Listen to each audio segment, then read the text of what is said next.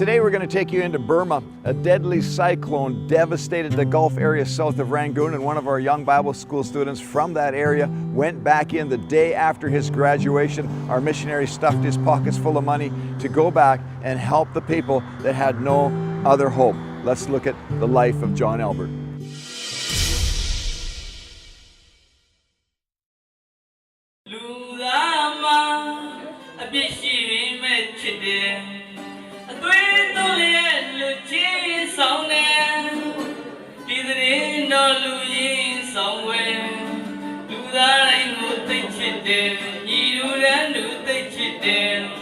John's journey into destiny began in the wake of a devastating cyclone that ravaged Burma in the spring of 2008. John had just wrapped his second year of Bible college when he heard of his country's plight. As Burma's military junta refused to allow aid ships in to help the millions of cyclone victims, we realized the funds we continued raising from churches and individual donors was literally saving lives. John established a pig farm to give Adutau village the chance at a new beginning. But the pig farm suffered disaster 2 years later when all 100 pigs died of disease, decimating the ministry's income. This was a devastating blow for John and the villagers. Many of our churches, our family and our friends had given over $50,000 to this project. John needed answers, and fast. He needed a tangible solution, not only to meet the immediate needs of the villagers, but to minister to a nation experiencing dramatic change amidst political and spiritual upheaval.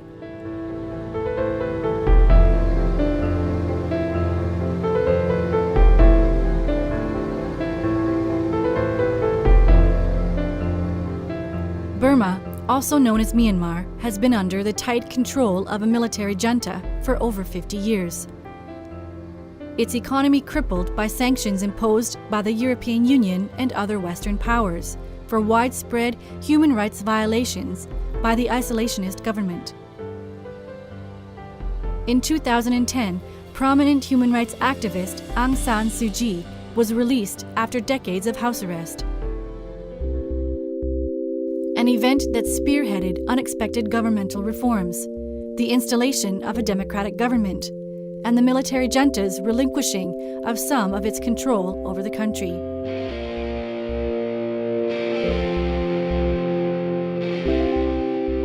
As John Albert watched events unfold, he sensed his nation was being poised to receive the gospel message like never before.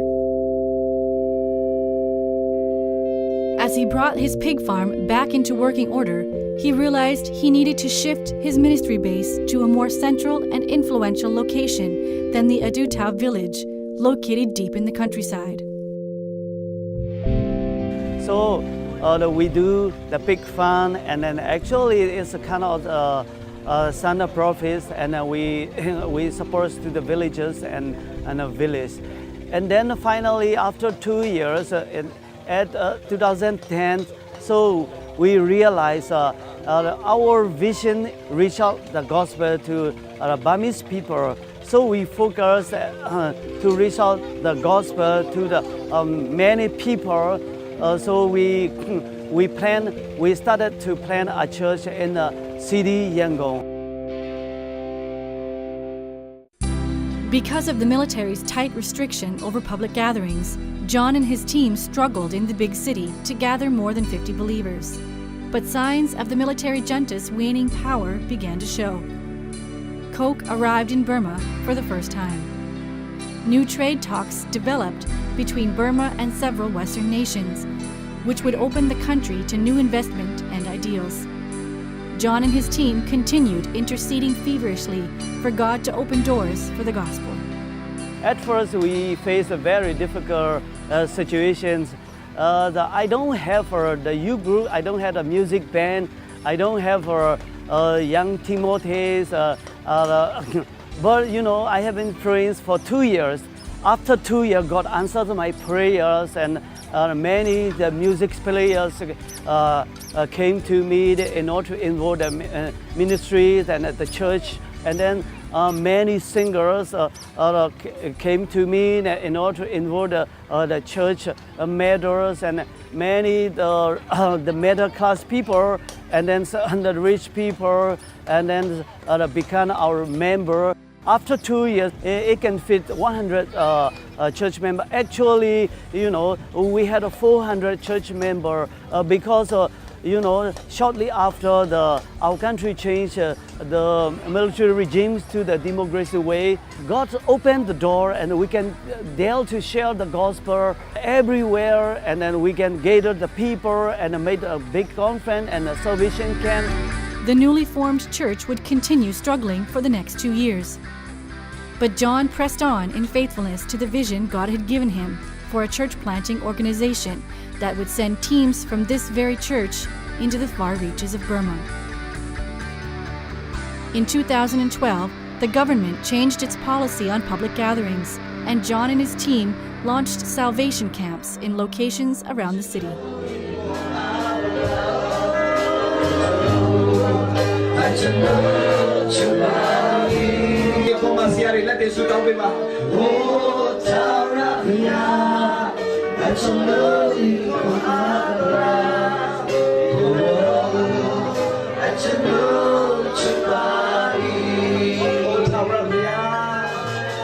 And then we can gather the people and make a big conference and a salvation camp. So we often do 3 months at a time. We do the salvation camp for 400 to 700 unbelievers. Out the 500, 600, 150, like that. Sometimes 200, sometimes 100. They receive the Jesus Christ. So the more they receive, the church become grow. And nowadays, what we have a church member is we have 400 church member. What we can do the regular service just for 100 church member. Now what we facing is we need a place and a bigger apartment and buildings for the church.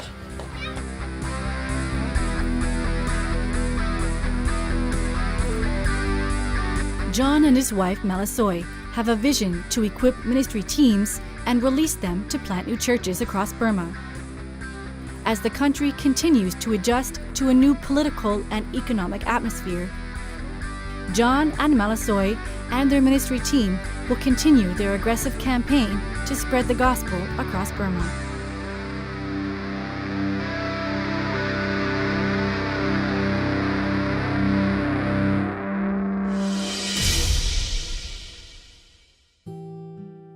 We love a story with a happy ending, but it didn't go that smoothly. I can remember after that cyclone hit, I just landed in Canada and people gave up to $50,000 to invest in that pig farm. Then all those pigs died. How devastating is that for all of us who'd invested so much? But God turned it around through the integrity of this young man, John Albert, and now he's married, doing well in Burma, and we're going to see many wonderful churches planted there and a ministry flourishing because of that great breakthrough spirit. And I believe today that you've got a breakthrough spirit on you for the thing that God has called you to do, and I just pray that you be released fully into that today. And we'll see you again next Friday on Continuum Today.